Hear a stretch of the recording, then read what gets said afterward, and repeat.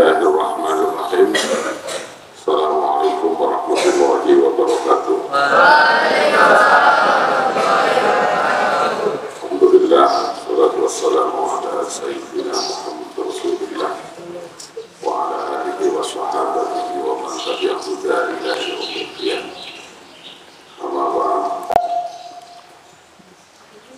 Sudah lama ya, tidak perlu ketemu lagi dalam kajian kita ta'lim. Mungkin saya lebih banyak ngobrolnya aja,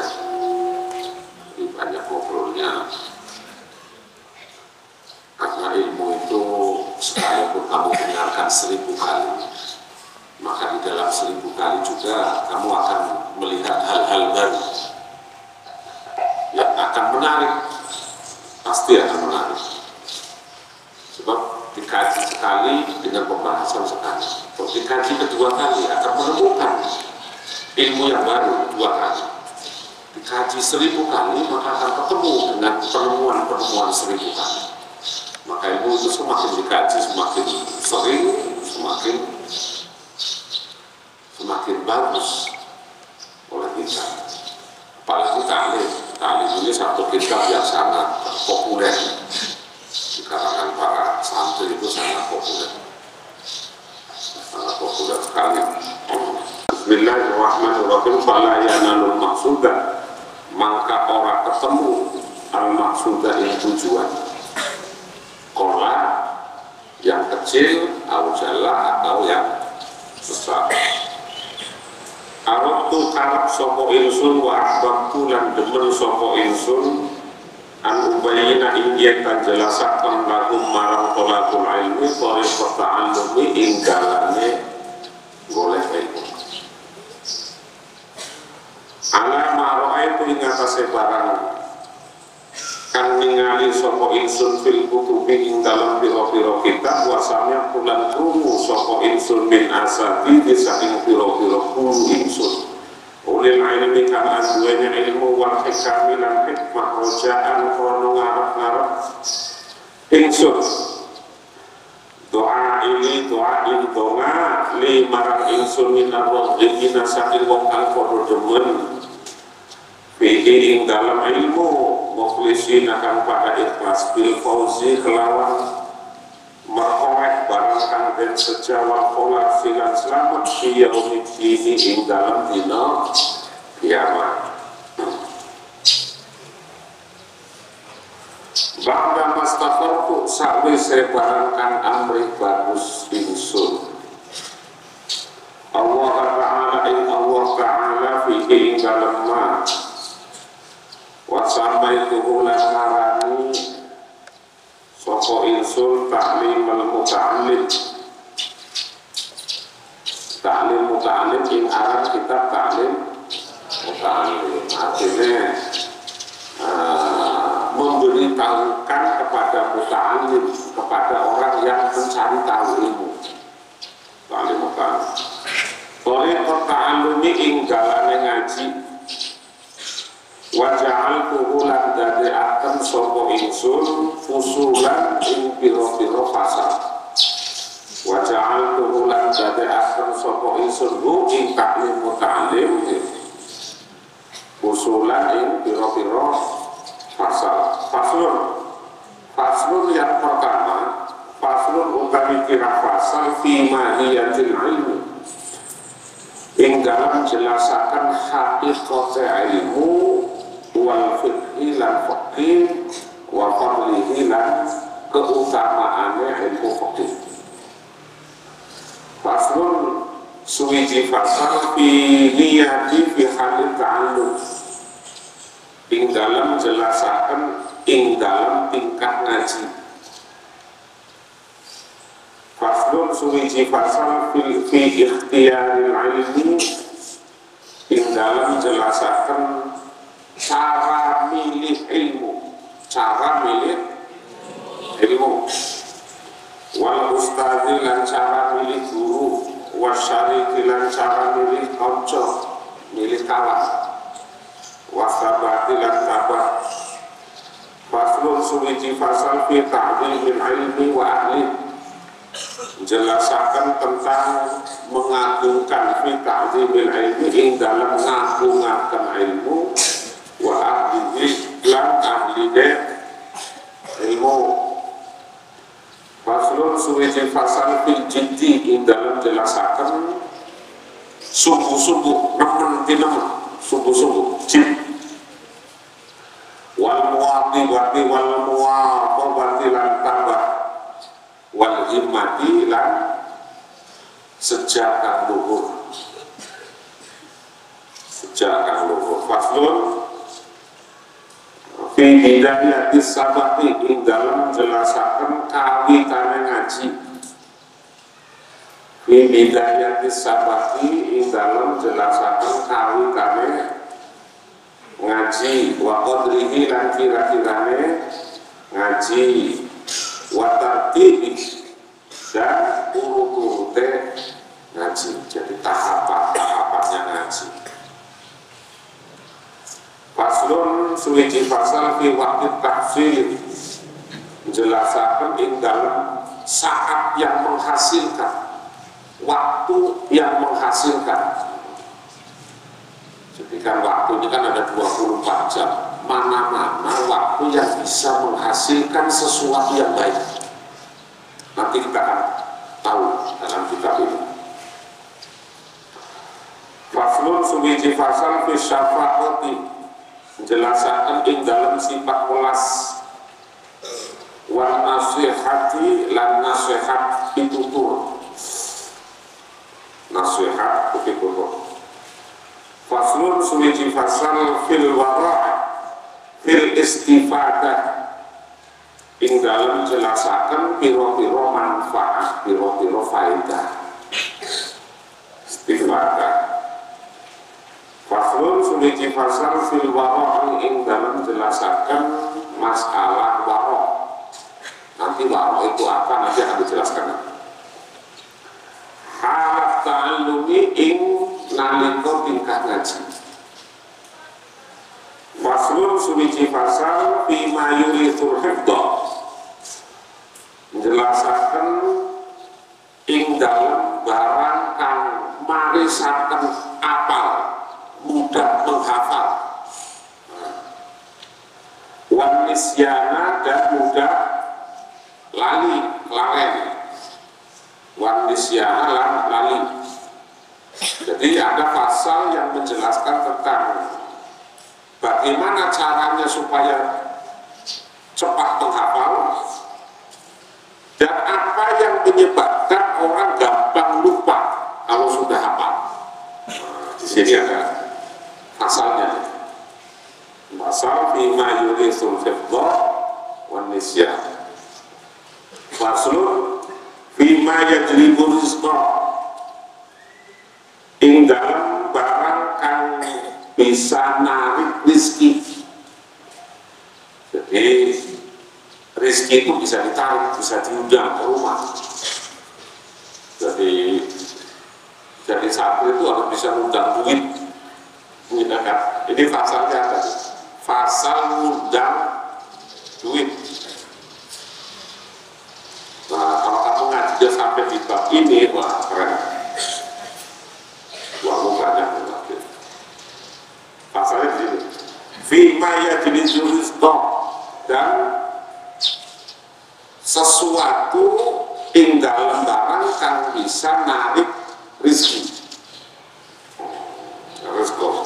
Wa ma yamna'uhu dan barang kan nyegah rizki.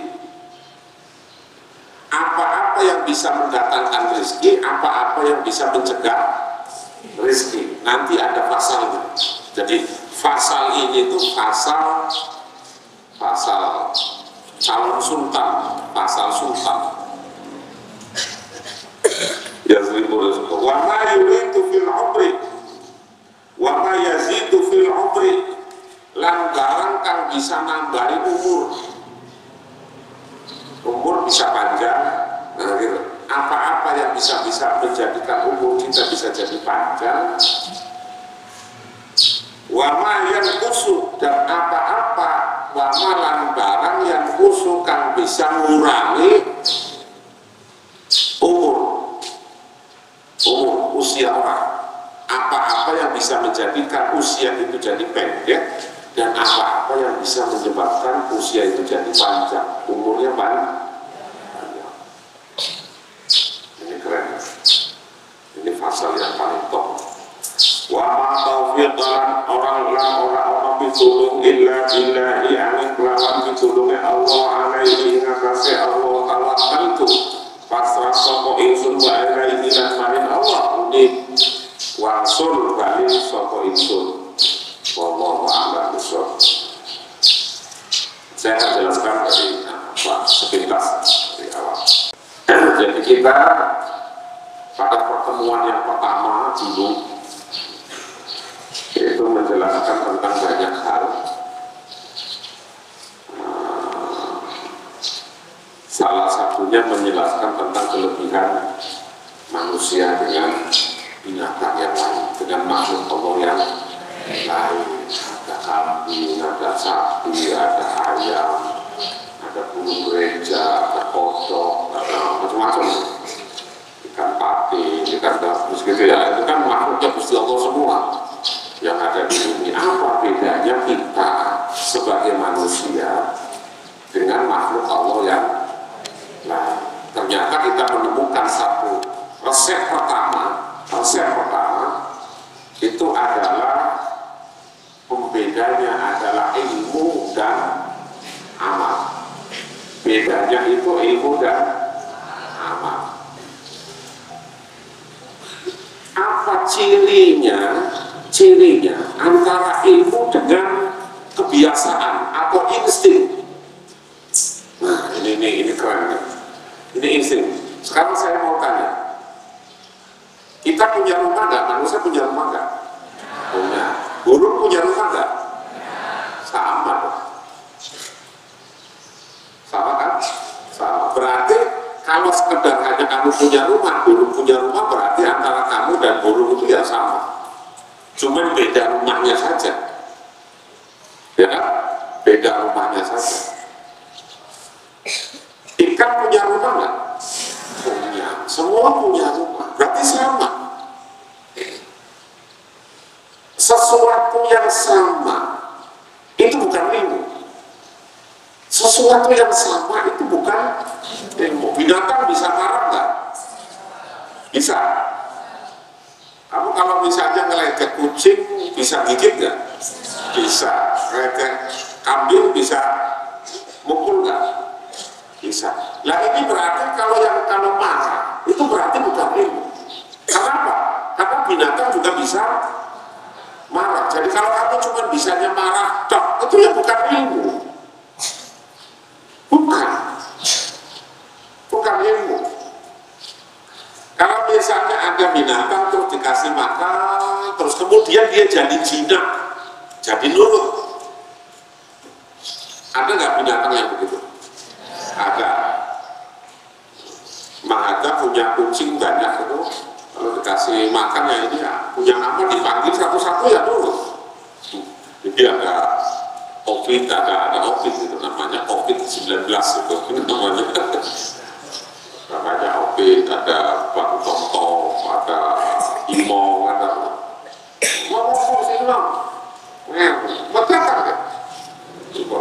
karena kita kasih makan terus. Jadi kalau ada kucing terus dikasih makan terus, diopenin terus jadi jinak, jadi nurut sama majikannya, itu bukan ilmu.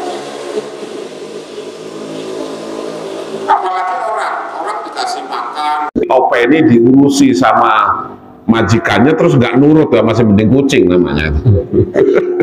masih mending kucing. Kamu diurusi sama orang tuamu, dikasih uang, dikasih makan, dikasih baju, dikasih apa, terus masih nggak nurut juga, masih mending kopi, masih mending bang tom-tom itu kan. Jadi itu bukan ilmu. Sesuatu yang sama dengan makhluk Allah yang lain itu bukan ilmu. Ilmu itu sesuatu yang berbeda, istihadi, ibda'i. Dia kreativitas, memunculkan kreativitas dan inovasi. Wah, ini keren ini. agak ini bahasanya ketinggian kan, ini inovasi dia kan. Jadi ada al-ibarah bil ibda'i wal ijtihad. Jadi kita mengambil sebuah sampel, sebuah contoh, sesuatu yang inovasi dan kreativitas. Jadi kalau burung punya rumah, tapi rumahnya ya kayak gitu aja, nggak ada robah-robahnya. Dari dulu burung emprit itu ya rumahnya kayak gitu, ya kan? Dari mulai tahun alif sampai sekarang sudah tahun H, ya masih kayak gitu. Nanti kiamat kurang 2 hari, ya masih tetap kayak gitu. Kiamat kurang 2 hari lagi nih mau kiamat, ya tetap rumahnya burung emprit itu ya kayak gitu. Berarti itu bukan ilmu, tapi rumahnya manusia berubah nggak? Nah, itu inovasi namanya. Ya kan? Rumahnya orang berubah. Ini potongan minimalis, ini Spanyolan, ini model ini begini, ini kamarnya di sini, ini macam-macam itu lah. Ya kan? Berarti yang berbeda itu namanya ilmu, inovasi, kreativitas, memunculkan kreativitas. Nanti kita akan kaitkan antara kreativitas ijtihad, inovasi kita dengan fikih nanti. Kita akan coba kaitkan dengan fikih, dengan Fathul Qori, dengan Fathul Mu'in, dengan gitu. Kita akan coba kaitkan inovasi-inovasi itu dengan kajian-kajian ilmu fikih. Ya kan? Jadi berbeda. Makan. Dari dulu makanannya ayam, ya sudah gitu, dedek aja itu, dedek, nah, pokoknya campur. Makanannya kambingnya dari dulu rumput, itu dari dulu nggak rubah-rubah. Sampai kiamat kurang 2 hari tetap rumput. Coba makananmu, kan? Ganti pop mie, ganti mie rebus, ganti otak-otak, gitu ya ada. Padahal yang makan kurang otak, tapi makannya otak terus, ya kan? Ya ini kan kacau ini. Makannya otak-otak, makan terus macam-macam itu. Ini menandakan inovasi. Inovasi itulah yang disebut ilmu. Itu. Makannya bukan karena kambing juga makan, kamu juga makan. Jadi makan bukan ilmu. Makanya makan itu sesuatu yang mubah saja. Boleh makan, boleh tidak makan. Bukan ilmu. Tetapi makanannya itu akan berubah. Dengan ilmu. Ini kan inovasi. Jadi kalau manusia itu inovasi.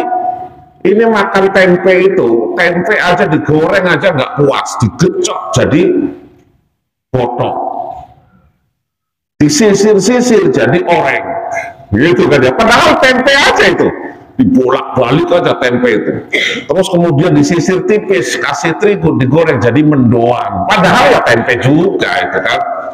Kamu jangan mau ketipu, itu tempe itu, mendoan itu tempe, sisir-sisir oreng. Jadi semua sama. Tapi karena inovasi manusia, maka kemudian ilmu itu akan membentuk sebuah proses inovasi, perubahan, kreativitas. Maka manusia yang tanpa ilmu, maka niscaya dia tidak akan memiliki inovasi dan kreativitas. Ya kayak gitu-gitu aja, monoton, kayak gitu-gitu aja. Kreativitas itu muncul dari ilmu pengetahuan. Ini baru satu kata ini, bil ilmi wal amal, dengan ilmu dan amal. Kalau ilmu yang tanpa amal itu yang nggak ada artinya apa-apa. Saya kasih contoh gampang. Ini ada orang satu pinter masak. Ini sekolah masaknya di sekolah koki, wah kan? Sekolah koki, sekolah masak.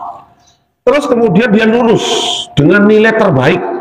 Dia sarjana ahli masak. Ini ada orang lagi, satu lagi kawannya itu sama sekali nggak pernah masak. Apa bedanya pada saat kedua-duanya tidak sedang memasak?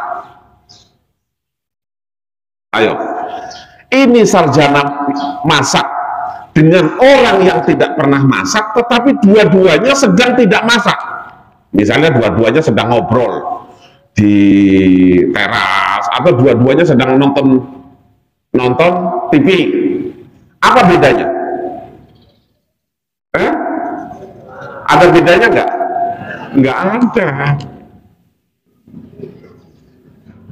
Kita tahu dia ahli masak itu pada saat dia masak. Betul nggak? Kita tahu dia ahli masak, dia sarjana masak, dia pernah sekolah di perguruan tinggi memasak itu. Kita tahu kalau dia sedang memasak. Dia masak, keahliannya top, gitu kan? Seng, begitu makan, enak, gitu. Saya tahu dia punya ilmu memasak kalau dia lagi masak. Tapi kalau dia lagi tidur, ya saya nggak tahu. Saya tahu kamu tidak masak itu, tidak bisa masak itu kalau lagi masak. Itu kamu masaknya udah belepotan, apa minyaknya ke muka-muka gitu kan ya. Pas begitu digoreng bahannya belaratan kemana-mana, dimakan asin, kan? Tidak jelas. Oh, berarti kamu tidak pinter masak. Yang ini bisa masak. Jadi orang yang punya ilmu dengan orang yang tidak punya ilmu itu bedanya kalau lagi ngamal, kalau lagi beramal. Ini orang ini pinter, dia baca Qurannya bener, oh ya pinter dia lagi sholatnya bener, dia lagi baca kitabnya bener, gitu. Dia pada saat dia sedang amal, kemudian dibandingkan dengan yang lain, walaupun potongannya tidak ada. Kan ada orang potongannya misalnya pakai udang-udang, pakai jubah, pakai apa gitu, terus jalan bareng sama santri yang lecek, kopiahnya setengah hitam, setengah kuning, gitu kan ya. Terus jalan dua-duanya. Orang tidak nyangka ini nih yang pakai jubah ini pasti lebih alim. Begitu masuk di masjid sholat, ternyata lebih benar santri sholatnya. Berarti mana yang punya ilmu? Santri yang lebih punya ilmu. Kalau tidak sedang melakukan sesuatu, maka orang akan tertipu oleh pandangannya saja. Misal dengan pakaian kita tertipu. Ada orang pakaiannya apa, ujung-ujungnya ini sorbannya 3 dipakai semua sampai ribet. Itu orang itu disangkanya wali kan. Tahu-taunya Kanjeng Sunan Kalijogo malah pakainya belangkon apa gitu. Ya tahu-taunya dia yang lebih waliullah. Ini jadi orang punya ilmu dengan yang tidak punya ilmu, cara membedakannya kalau dua-duanya sedang beramal. Nih keren. Jadi ilmu itu begitu. Ilmu akan menjadikan sesuatu apapun yang tidak nikmat menjadi nikmat, yang tidak indah menjadi indah, yang tidak enak menjadi enak karena ilmu. Kamu tahu sendiri, kulit pisang itu tidak ada gunanya, tapi di tangan orang yang punya ilmu jadi bisnis yang menarik. Ada banyak bisnis dari kulit pisang, kan? Singkong, kamu makan singkong itu singkongnya saja, kulitnya kamu buang. Tapi di tangan orang yang punya ilmu, kulit singkong bisa dijadikan keripik kulit singkong, laku dijual, bisa beli mobil gara-gara kulit. Keren itu kan ya, banyak. Sama orang-orang yang punya ilmu tidak ada artinya. Sama orang yang berilmu semua bisa bermakna. Sampah kamu bisa bakari tiap hari, tapi di tangan orang yang punya ilmu, sampah itu bisa menghasilkan uang. Keren. Jadi dengan ilmu lah akan bisa kamu berinovasi. Akhirul kalam, wallahul muwaffiq ila aqwamit thoriq. Wassalamualaikum warahmatullahi wabarakatuh. Wallahu a'lam bishawab.